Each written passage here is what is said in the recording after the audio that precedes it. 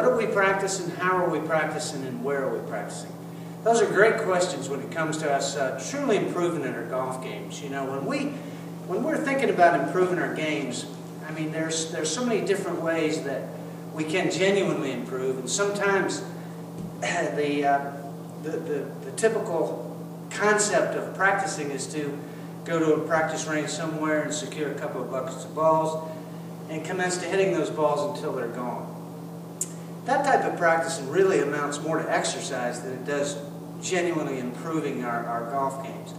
In terms of the blending process that we've talked about, up until this point, we stress the fact that there's a mechanical dimension to the game, and when we practice the mechanics of our swing, it's probably more beneficial to us that we do it in a manner that we're not exposed to results like we are when we're on the practice tee.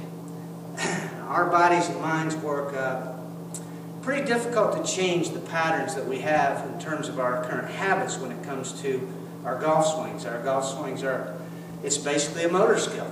It's like walking or buttoning our shirt or writing with a pen. If we were to change hands from right to left, we'd be pretty clumsy at trying to write until we develop the skills in our mind and our body that we need. So when we talk about, in the TGM golf approach, when we talk about the different types of practicing, hugely important that we come to the realization that there are lots of different ways to practice and practice more effectively. I'm down at Woodhaven right now. I'm able to do some practicing indoors while it's still cold and rainy outside. And actually, the type of practicing that I'm doing here at Woodhaven, inside I have the benefit of having a mirror that I can get some feedback from. I can make a few swings with a real ball into a net, so I am actually feeling some actual motions, the motion of the clubs that strikes the ball, and I'm working with the release board. Now, this kind of practicing we genuinely can do just about anywhere.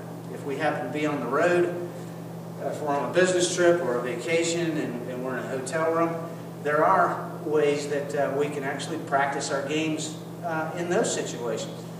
It's not just about having to find the time and the energy and the resources and the motivation to go and find a range and go practice at a range. There is a time and a place for that, certainly, when you're working on the actual results of your shots. But in the TGM process, again, we talk about blending. We talk about the fact that when we're working on the mechanics of our swing, it's better that we not be exposed to results, because those results will pretty much distract us from what we're trying to do.